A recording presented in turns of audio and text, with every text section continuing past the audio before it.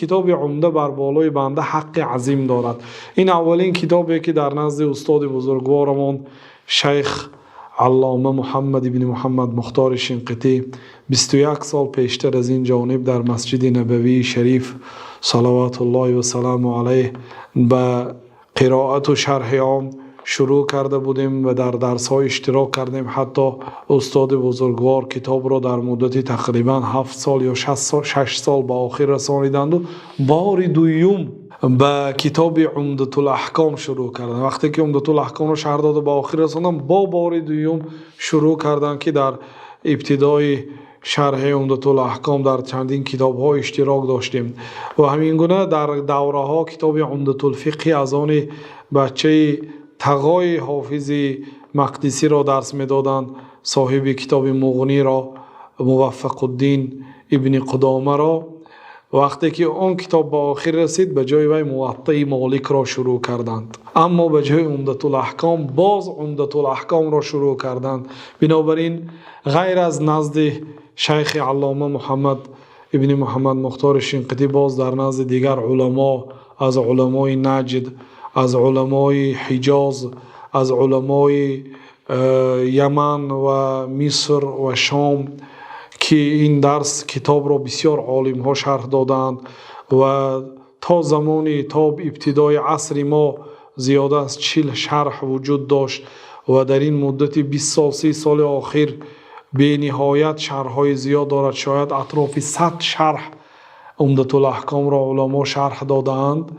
و این دلالت میکند به مهم بودن این کتاب. وقتی که علما رحمت الله علیه به شرح این کتاب روی آوردند و شاگردان خود را به حفظ آن ترغیب میکردند، تعلیم میدادند، واقعا این کتاب را از بسیار علما تعلیم گرفتیم. بنابراین این کتاب بر بالای ما حق عظیم دارد و می شود گفت ما در پیشگاه الله تعالی از این کتاب قرضدار هم هستیم. و بشری حافی می گفتند که ای اصحاب حدیث، زکات حدیث را هم ادا کنید، از 200 حدیث و 5 حدیث عمل کنید. عمل کردن این رسانیدن هم، چون که پیامبر صلی الله علیه و سلم بلغوا عنی ولو آیه، از من برسانید به مردم حدیث های مرا، اگرچه یک حدیث باشد، اگرچه یک جمله باشد، از سخن های من به مردم برسانید گفتند. بنابراین امانت علمی هست و پیامبر صلی الله علیه و سلم هم دعا کردگی هستند، خیلی که در صحیح بخاری آمده است و در دیگر حدیث ها آمده است. جناب رسول الله صلی الله علیه و سلم چنانه که در سنن ترمذی آمده است که نضر الله امرأ سمع مقالتی، الله تعالی رویش را پر نور و منور گرداند آن شخصی که سخن مرا شنیده است، فوعاها، پس فحفظها، آن را حفظ کرده است، فوعاها، پس آن را در ظرف نگاه داشته است، خواه آن ظرف قلب باشد، خواه آن ظرف کتاب و دفتر باشد، یعنی محافظت کند، فاداها کما سمعها، سپس آن حدیث را به مردم رساند چه خیلی که شنیده است. یعنی این وظیفه علمی هست، امانت علمی هست که انسان وقتی که چیزی را که شنید، مادامی که در عمر فرصت هست، باید آن را به مردم برساند. واقعا این کتاب هایی که زیاده از 20 سال پیشتر بود تعلیم گرفته بودیم و امروز لازم شماریدیم که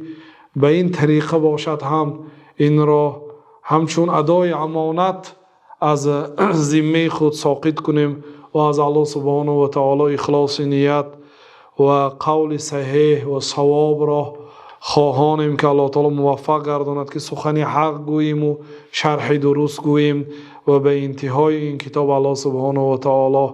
بنده و شنونده و تماشابینان را موفق و مؤید بگرداند. آمین یا رب العالمین.